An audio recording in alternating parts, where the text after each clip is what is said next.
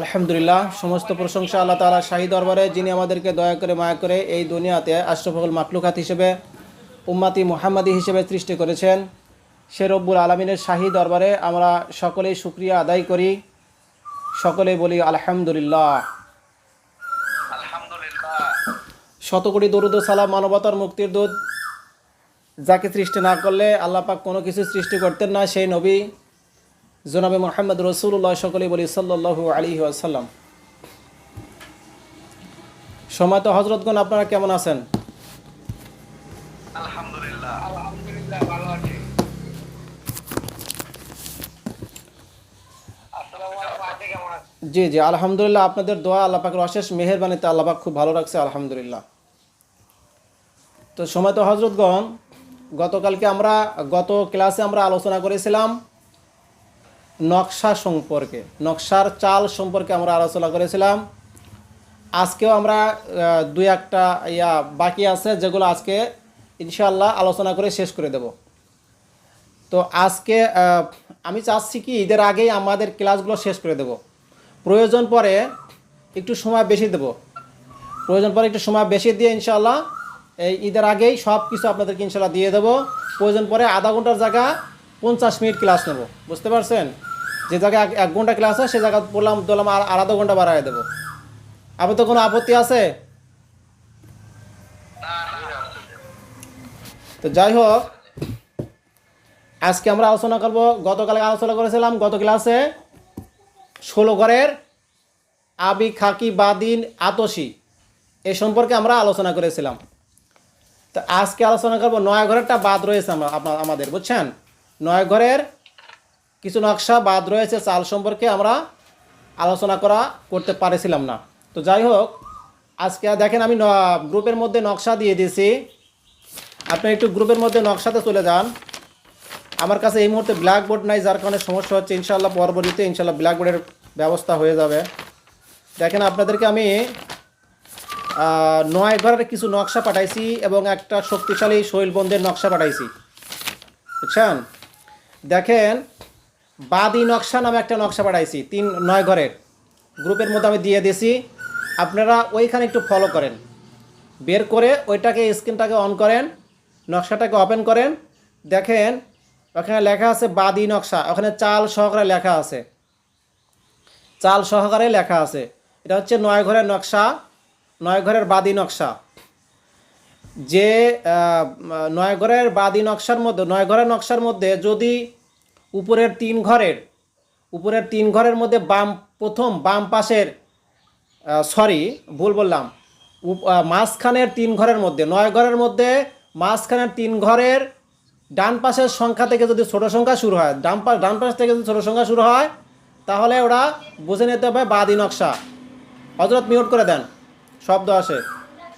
দেখেন এখানে 9টা ঘর আছে, এর মধ্যে মিডিল পয়েন্টে যে 3টা ঘর আছে, মাঝখানে যে 3টা ঘর আছে, এখানে ডান পাশ থেকে ছোট সংখ্যা শুরু হয়েছে। আপনারা কি দেখতে পাচ্ছেন? এখানে একটু ফলো করলে আপনারা জিনিসটা ভালো বুঝতে পারবেন, তাহলে না লিখলেও সমস্যা হবে না, কারণ আমি এখানে চাল সহকারে দিয়ে দিয়েছি আপনাদেরকে। তাহলে ছোট সংখ্যা শুরু হয়েছে 9টা ঘরের মধ্যে যে 3টা ঘর আছে, মাঝখানে তার ডান পাশ থেকে যে ছোট সংখ্যা শুরু হয়েছে, এই কারণে আমরা ওটাকে বুঝে নেব যেটা বাদি নকশা। বুঝতে পারছেন হযরতগণ? তাহলে আমরা বাদি নকশা সম্পর্কে আমরা জ্ঞান নিয়ে ফেলে। বুঝতে পারছেন হযরতগণ? কারো কি বোঝায় কোনো ঝামেলা হয়েছে? কেউ কি বুঝতে পারেনি, এরকম কেউ আছে? কথা বলে না। সবাই কি বুঝতে পারছেন না আমি আবার ডাবল বোঝাতে হবে? বলেন। জি, একটু বললে পরে আমার সুবিধা হয়। তাহলে মোটামুটি আমরা আতসী, আবি, খাকি, বাদি এই 4টা নকশার আমরা সব ধরনের চালই আমরা জানতে পারলাম।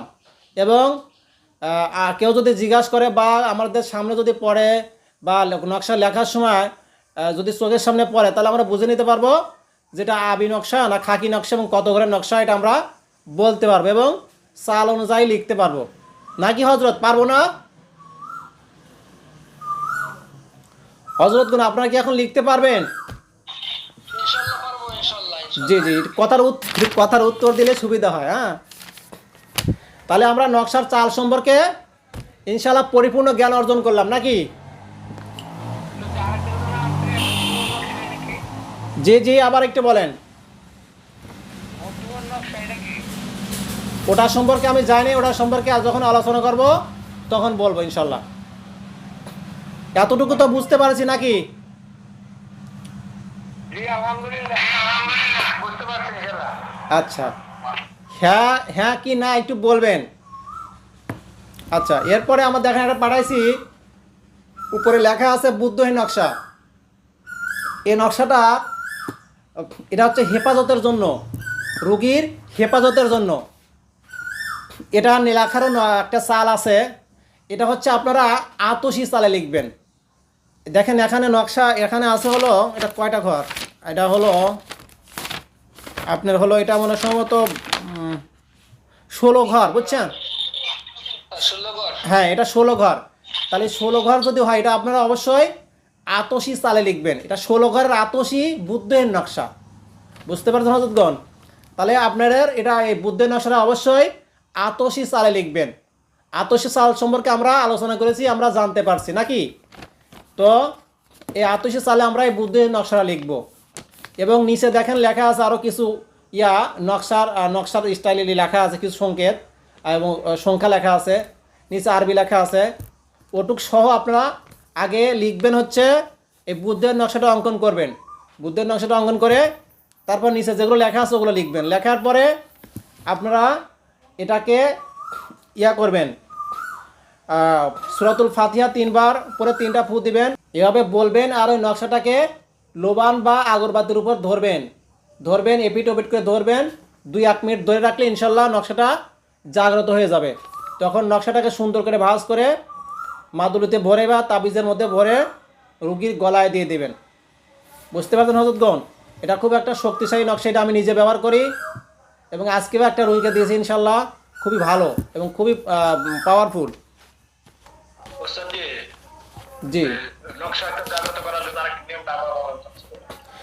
জি জি জি, নকশা জাগ্রত করার জন্য নিয়মটা সূরা ফাতিহা 3 বার।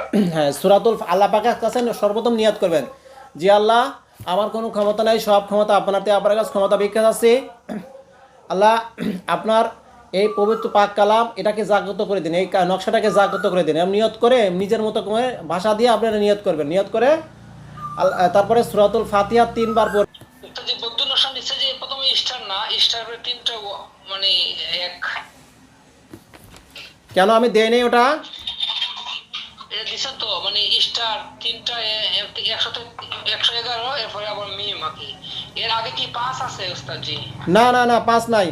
আমার লেখা একটু তাড়াতাড়ি লেখছি তো, ওটা স্টার দেওয়াটা ভালো হয় না, আপনারা বুঝে নিন। ওটা স্টারের পর তিনটা এক আছে, তারপর মিম আছে, তারপরে আছে একটা হলো নকশার মতো, তারপরে আছে 4টা এক, তারপর আছে কি, তারপরে কিছু একটা আছে।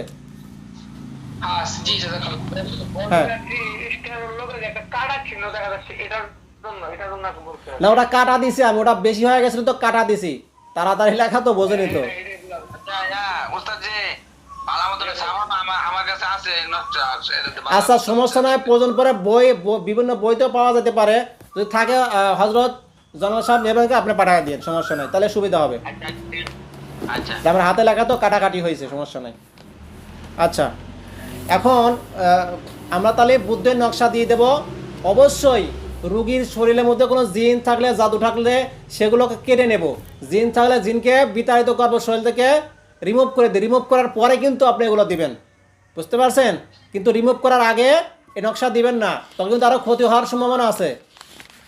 শরীরটাকে আগে রিমুভ করে নেবেন। রিমুভ করা বোঝেন তো, মানে শরীরকে ক্লিয়ার করে নেবেন, পরিষ্কার করে নেবেন, শরীরের মধ্যে যেন জিন টিন না থাকে। এগুলো চিকিৎসা দেওয়া শেষ, তখন লাস্টে আপনি এটা দিবেন। রুগীকে গোসল করাবেন পানি পড়া দিয়ে, গোসল করানোর পর আপনি এটা দিয়ে দেবেন, ইনশাল্লাহ রুগী পরিপূর্ণ সুস্থ। আজকে আমার কাছে যে রুগীটা আসছিল, এই রুগীটা এত সিরিয়াস ছিল হযরতগণ, বিশ্বাস করবেন কিনা, একদম প্যারালাইজড হয়ে গেছে। হাত পা যেরকম করে না এরকম হয়ে যায়, হাত এবং পা, একটা ব্যক্তি যদি এরকম হয়ে যায়, কথা যদি না বলে, জিন যদি শরীর না কথা বলে, হাজির যদি না হয়, আপনি কি করবেন? তাহলে এখন চিন্তা করেন যেটা কত শক্তিশালী রুগী ছিল, মানে কত সিরিয়াস রুগী ছিল। তো আল্লাহ পাকের দয়া, আমার ক্ষমতা নাই যে আমি সুস্থ করছি, না, আমার ক্ষমতা নাই, কারো ক্ষমতা নাই, ক্ষমতা একমাত্র আল্লাহ পাকের। তো আল্লাহ পাক সুস্থ করছে আমার চিকিৎসার ওসিলায়, আলহামদুলিল্লাহ। তো তাকে এই নকশা সহ আরও কিছু নকশা অ্যাড করে ওর সাথে দিয়ে দিয়েছি। তো আপনারা এটা দিবেন, এটা খুবই শক্তিশালী। অবশ্যই শরীরটাকে ফ্রেশ করে নেবেন, তারপর দিবেন।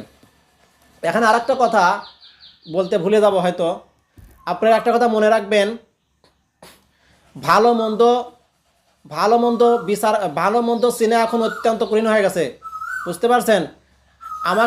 আমি যে কথা বলতেছি, কোরআন হাদিস যে কথা বলবো, আমার মধ্যে ভেজালে ভরা, এটা ধরতে পারবেন না, আপনার হযরতগণ ধরতে পারবেন না যে আমার ভিতর ভেজাল। এমন কিছু লোক বের হয়েছে নবী করিম সাল্লাল্লাহু আলাইহি ওয়াসাল্লাম সম্পর্কে কোরআন হাদিস দিয়ে এমনভাবে বোঝাচ্ছে, কিন্তু তার ভিতরে ভেজালে ভরা। আমি প্র্যাকটিক্যালে প্রমাণ ছাড়া কোনো কথা হয় না হযরতগণ, বুঝতে পারছেন?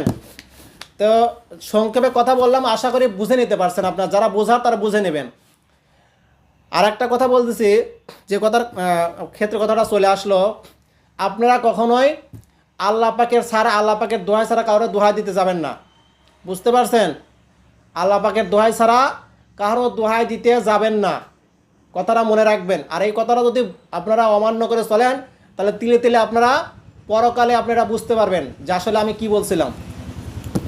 তো যাই হোক, আপনারা অবশ্যই জাগ্রত করার জন্য একমাত্র আল্লাহ পাকের কাছে সাহায্য নিয়ে ওইভাবে করে দেবেন, ইনশাল্লাহ জাগ্রত হয়ে। তাহলে আমরা নকশার চাল সম্পর্কে ইনশাল্লাহ সম্পূর্ণভাবে অবগত হলাম।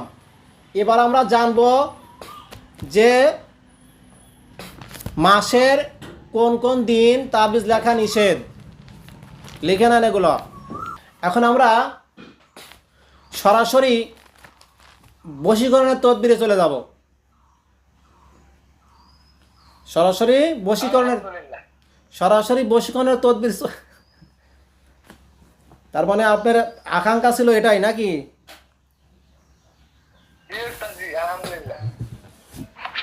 বশীকরণ মিউট করে দেন। কেউ কোনো কথা বলবেন না, কারো কথা বলার দরকার হলে হাত উঠাবেন, যত ইমার্জেন্সি হোক হাত উঠাবেন, আমি সময় দেবো ইনশাল্লাহ। আমি বশীকরণের তদবির আপনাদেরকে 2টা না 3টা মনে হয় দিছি কি না? দিছি না? এখন লেখেন,